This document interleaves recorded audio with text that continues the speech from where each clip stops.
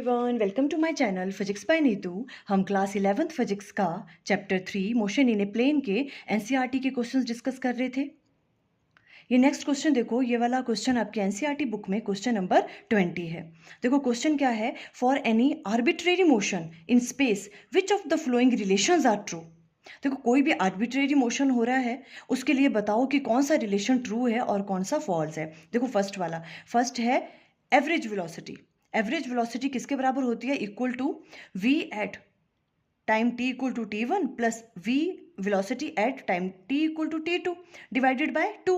क्या हम average velocity ऐसे निकालते हैं? बिल्कुल नहीं। एवरेज वेलोसिटी हमने अब तक पढ़ा है। देखो एवरेज वेलोसिटी कैसे निकालते हैं, एवरेज वेलोसिटी किसके बराबर होता है, टोटल डिस्प्लेसमेंट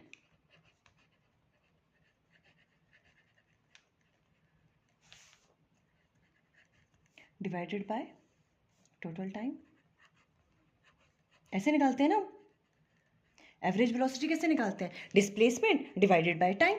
ऐसे तो नहीं निकालते हम, तो ये फॉल्स हो गया, सिंपल, क्लियर। सेकंड वाला देखो, एवरेज वेलोसिटी को क्या हम राइट डाउन कर सकते हैं, r at t2 position at time t equal to t2 minus position at time t equal to t1 divided by t2 minus t1। Yes, ये true है ना। देखो आर t2 क्या हो गया, position of any particle at time t2, और r t1 क्या हुआ, position of that particle at time t1।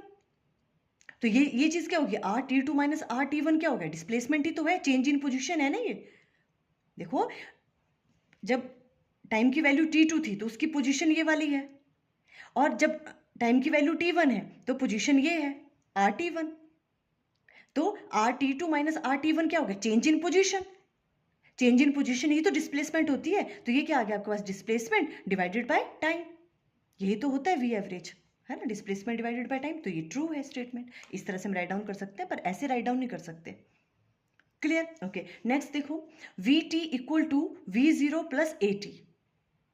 देखो ये चीज, देखो इस चीज को हम किस तरह से राइट डाउन करते हैं। देखो यहाँ कह रहे हैं ये वी टी इक्वल टू किसके बराबर है, v at zero plus a t. क्या हम इस तरह से राइट डाउन कर सकते हैं? देखो इस चीज को मैं और किस तरह से राइट डाउन कर सकती हूँ, वी टी का मतलब है, देखो v को हम राइट डाउन कर सकते हैं ऐसे, v इक्वल टू v, ठीक है, एट एनी टाइम t पे, है ना। तो वेलोसिटी ये वाली है, at time t equal to zero पे वेलोसिटी, मतलब v at time t equal to zero, वो आपकी इनिशियल वेलोसिटी होगी। इसे हम u राइट डाउन कर सकते हैं, है ना। Time t equal to zero पे वेलोसिटी के लेते हैं हम, initial velocity u plus a t, है ना। तो बहुत सारे बच्चे कहेंगे या ऑफ कोर्स ट्रू, ये तो हम लिख सकते हैं इस तरह से, v equal to u plus a t. But देखो ये चीज कब ट्रू है, v equal to u plus a t, जब हम किसकी बात करते हैं, कांस्टेंट एक्सेलरेशन की बात करते हैं, यूनिफॉर्म एक्सेलरेशन जब होती है ना, तब ये वाली चीज ट्रू है। पर यहां पर तो क्या कहा है इन्होंने, एनी आर्बिट्रेरी मोशन, कोई सा भी मोशन है, इन्होंने नहीं कहा है कि एक्सेलरेशन कांस्टेंट है। अगर ये क्वेश्चन में कहते हैं कि एक्सेलरेशन कांस्टेंट है या यूनिफॉर्म है एक्सेलरेशन, तो बताओ ये ट्रू या फॉल्स है। तो ये वाला स्टेटमेंट, ये क्या होनी थी, ट्रू होनी थी। क्लियर हो रही है बात। हमने इसको हम राइट डाउन कर सकते हैं v equal to u plus a t, but ये तब ट्रू होती अगर एक्सेलरेशन की वैल्यू कांस्टेंट होती। पर ये क्या कह रहे हैं यहाँ पे, ये तो किसी भी मोशन की बात कर रहे हैं, कोई भी आर्बिट्रेरी मोशन, तब ये वाली चीज क्या है, ट्रू नहीं है, ये क्या होगा फिर, फॉल्स होगा, ठीक है। तो इस तरह से देखो फॉल्स आप राइट डाउन कर लेना इसके साथ में, this statement is true only when acceleration is constant. अगर एक्सेलरेशन कांस्टेंट होती तो ये ट्रू होना था, पर ये तो आर्बिट्रेरी मोशन की बात कर रहे हैं, इन्होंने तो नहीं कहा कि एक्सेलरेशन कांस्टेंट है। क्लियर ये वाली बात, रीजन समझ आया। ओके नेक्स्ट देखो, r t equal to r zero plus v zero at t plus half a t square. अब देखो इसको कैसे एक्सप्लेन करते हैं, देखो ये वाली चीज है, ठीक है, r t equal to r zero plus v zero t plus half a t square. ये कह रहे हैं बताओ ये ट्रू है या फॉल्स है। देखो इसी चीज को हम कैसे राइट डाउन कर सकते हैं, इसका मतलब क्या हुआ, position at time t equal to zero, और ये क्या है, position of a particle at time t equal to zero पे, ठीक है। अगर मैं इसको इस तरफ ले आऊं, देखो ये आर हो गया, ठीक है, r t minus r zero, इस तरह से राइट डाउन कर लूं, इसको मैं इस तरफ लेके आ गई, और ये क्या है, टाइम किस पे, टी पे, जो टाइम है वो टाइम टी पे जो है वो वेलोसिटी की वैल्यू क्या है, time t equal to zero पे वेलोसिटी की वैल्यू है ना। तो इसे हम इनिशियल वेलोसिटी कह सकते हैं कि नहीं, u, है ना। At time equal to t equal to 0 पे जो वेलोसिटी है उसे क्या कहते हैं, इनिशियल वेलोसिटी, इसको यू राइट डाउन कर सकते हैं, ये आ गया साथ में t, u t plus half a t square, ठीक है। और ये देखो ये क्या हो गया आपके पास, position at time T and this is position of a particle at T equal to 0। तो देखो ये क्या है, चेंज इन पोजीशन, जब इसको इस तरफ ले आए तो ये क्या है, change in position. Change in position क्या होती है, डिस्प्लेसमेंट, है ना। इसको हम एस राइट डाउन कर सकते हैं, s equal to u t plus half a t square, है ना। तो हम कह सकते हैं कि अरे ऐसे तुम राइट डाउन कर सकते हैं, s equal to u t plus half a t square, है ना। बट ये भी किसके लिए ट्रू है, जब एक्सेलरेशन की वैल्यू कैसी होती है, constant. This equal to this if acceleration किसके बराबर है, कांस्टेंट है, यूनिफॉर्म एक्सेलरेशन है, तब हम ये चीज़ राइट डाउन कर सकते हैं ऐसे। बट यहाँ पर तो ऐसा नहीं कहा, इन्होंने कहा है कोई भी आर्बिट्रेरी मोशन है। तो देखो इस वाले क्वेश्चन में सबसे ज़्यादा जो मेन पॉइंट है वो ये है जो आर्बिट्रेरी मोशन है, अदरवाइज बहुत सारी जो स्टेटमेंट है वो ट्रू हो जाती, ठीक है। ये भी ट्रू हो सकती थी अगर हमें कहा होता कि एक्सेलरेशन की वैल्यू कैसी है, कांस्टेंट, तब हम ऐसे राइट डाउन कर सकते हैं इसको। देखो इस चीज़ को हम ऐसे राइट डाउन कर सकते हैं, बट ये आर्बिट्रेरी मोशन है, तो आर्बिट्रेरी मोशन के लिए ये वाली स्टेटमेंट कैसे होगी आपके पास, फॉल्स हो गई, ठीक है। बिकॉज ए की वैल्यू क्या होगी अगर कांस्टेंट, तब ये ट्रू होगा, पर ये तो आर्बिट्रेरी मोशन की बात करें, तो यहाँ पर भी आप ये रीजन दे सकते हो, this statement is true only when acceleration is constant, तब ये ट्रू होता। क्लियर। नेक्स्ट देखो, एवरेज एक्सेलरेशन किसके बराबर है, v t two minus v t one divided by t two minus t one, ये तो ट्रू है ना। कैसे ट्रू है, देखो बिकॉज ये क्या है, चेंज इन वेलोसिटी, एक्सेलरेशन होती क्या है, change in velocity with respect to time, तो change in velocity with respect to time ही तो है ना। तो ये वाली चीज क्या है आपके पास, ट्रू, ऐसे हम राइट डाउन कर सकते हैं। तो देखो इस तरह से ये वाला क्वेश्चन करोगे आप। क्लियर। अब देखो नेक्स्ट क्वेश्चन है, ये भी देखो थ्योरेटिकली क्वेश्चन है, इसमें भी कोई कैलकुलेशन नहीं है। देखो क्वेश्चन नंबर 3.21 है, ये 21 क्वेश्चन आपके एनसीईआरटी बुक में। देखो क्वेश्चन क्या है, read the statement below carefully and state with reason and examples, आपको रीजन भी देना है एग्जाम्पल्स के साथ, इफ इट इज ट्रू और फॉल्स, ठीक है। ओके क्या कहा इन्होंने, देखो पहले में scalar quantity is one that, first part में पूछ रहे हैं is conserved in a process, ये कह रहे हैं कि स्केलर क्वांटिटी वो होती है जो किसी भी प्रोसेस में कंजर्व्ड रहती है, तो ये फॉल्स है। देखो कैसे, काइनेटिक एनर्जी की अगर हम बात करें, काइनेटिक एनर्जी क्या है, एक स्केलर क्वांटिटी है, बट वो कंजर्व नहीं रहती जब इनइलास्टिक कोलिजन्स होते हैं, है ना। तो हम क्या कह सकते हैं कि ये स्टेटमेंट कैसी है, फॉल्स है, ठीक है। एग्जाम्पल आप इस तरह से दे देना, बिकॉज जो है काइनेटिक एनर्जी क्या है, स्केलर क्वांटिटी है, और वो क्या कह रहे हैं हम, वो तो कंजर्व नहीं रहती। इन्होंने कहा कि स्केलर क्वांटिटी इज वन, एक स्केलर क्वांटिटी ऐसी है जो कंजर्व रहती है किसी भी प्रोसेस में, तो हम कहेंगे नहीं ऐसा नहीं होता, फॉल्स है ये। और रीजन क्या देंगे, जैसे काइनेटिक एनर्जी स्केलर क्वांटिटी है, ठीक है, पर वो कंजर्व नहीं रहती जब इन इलास्टिक कोलिजन होता है ना। एक और एग्जाम्पल आप दे सकते हो, जैसे मास है, मास भी एक स्केलर क्वांटिटी है, पर जब भी न्यूक्लियर रिएक्शंस होते हैं, ठीक है, तो जो मास है उसकी वैल्यू क्या होती है, पहले कुछ और होती है, बाद में चेंज हो जाती है, ठीक है। तो ये वाला एग्जाम्पल भी दे सकते हो, तो फॉल्स है ये वाली चीज। नेक्स्ट देखो बी पार्ट में, scalar quantity is one that can never take negative value, कि स्केलर क्वांटिटी कभी नेगेटिव वैल्यू ले ही नहीं सकती है, क्या ये पॉसिबल है, नहीं, ये भी फॉल्स है।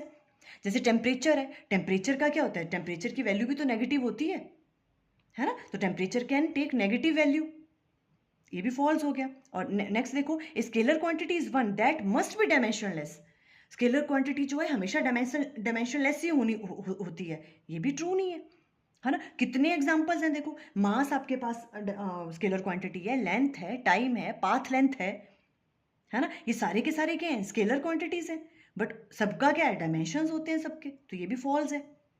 क्लियर। अब देखो नेक्स्ट वाला है, जैसे scalar quantity is one that does not very from one point two another in space, scalar quantity वो होती है वो चेंज ही नहीं करती है स्पेस में एक पॉइंट से दूसरे पॉइंट तक, ये भी गलत है, क्योंकि देखो टेम्परेचर क्या है, स्केलर क्वांटिटी है, पर टेम्परेचर तो चेंज करता है, जैसे आप हाइट पे जाते जाते ऊपर ऊपर, वैसे टेम्परेचर की वैल्यू क्या होती जाती है, कम होती जाती है ना। तो आप राइट डाउन कर सकते हो, because temperature vary with height, एक एक एग्जाम्पल दे दो सबका।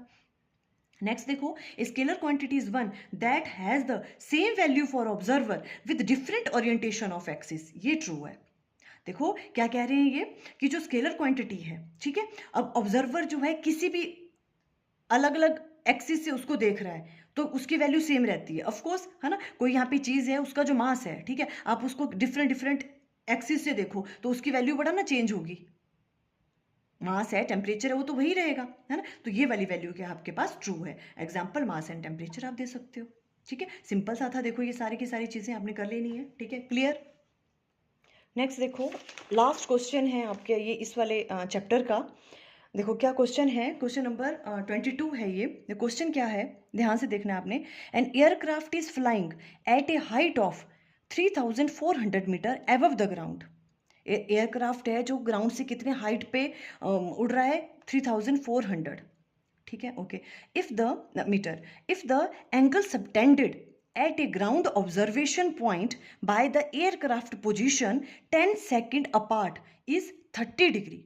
What is the speed of the aircraft? आपको एयरक्राफ्ट की स्पीड बतानी है। आपको गिवन क्या है, देखो सबसे पहले आपको ना ये क्वेश्चन अंडरस्टैंड करना है इसमें कि फिगर कैसे बनानी है। एक बार फिगर बन गई ना फिर इजी है, सिर्फ इसमें फिगर को अंडरस्टैंड करना ही मेन है इस वाले क्वेश्चन में। देखो क्या कह रहे हैं, ये एयरक्राफ्ट है जो ग्राउंड से 3400 मीटर हाइट पे फ्लाई कर रहा है। अब देखो क्या हुआ, if the angle subtended at ground observer, मान लो इधर से यहाँ है कोई ग्राउंड, ये वाला ग्राउंड ऑब्जर्वर है, ठीक है। कौन सा एंगल गिवन है आपको, 30 डिग्री, आपको ये देखना है, ठीक है। If the angle subtended at A ground observation point by the aircraft position, aircraft की पोजिशन कब, 10 सेकेंड अपार्ट। मतलब इस तरह से देखो, ये चीज इस तरह से बोल रहे हैं ये, मान लो कि पहले यहाँ पे था एयरक्राफ्ट पी पॉइंट पे, ठीक है, 10 सेकंड के बाद वो कहाँ रीच कर गया, फॉर एग्जाम्पल वो 10 सेकंड के बाद यहाँ रीच कर दिया क्यू पॉइंट पे, 10 सेकंड लगे उसको यहाँ से यहाँ रीच करने में। अब ये क्या कह रहे हैं कि जो ये ऑब्जर्वर है, ठीक है, ये कौन सा एंगल है, देखो ऑब्जर्वर कौन सा एंगल, किस किस का, जब वो 10 सेकंड पार कर गया, ठीक है, 10 सेकंड तक वो क्रॉस कर गया यहाँ तक, ठीक है। इस ऑब्जर्वर का यहां से ये वाला एंगल जो है, देखो इसका मतलब ये वाला एंगल, ये और ये वाला एंगल आपको 30 डिग्री गिवन है, ये वाला। देखो, if the angle subtended at A ground observation point by the aircraft position, aircraft की पोजीशन कब, 10 सेकेंड अपार्ट, पहले यहां पर था वो 10 सेकेंड चला तब तक, ठीक है, is 30 degree. What is the speed of aircraft, अब बताओ इस एयरक्राफ्ट की स्पीड क्या है, ये चीजें आपको गिवन है, बस ये चीज इंपॉर्टेंट थी यहाँ पे अंडरस्टैंड करना। अब आपको पी क्यू की वैल्यू यहाँ फाइंड आउट करनी है, क्लियर, ओके।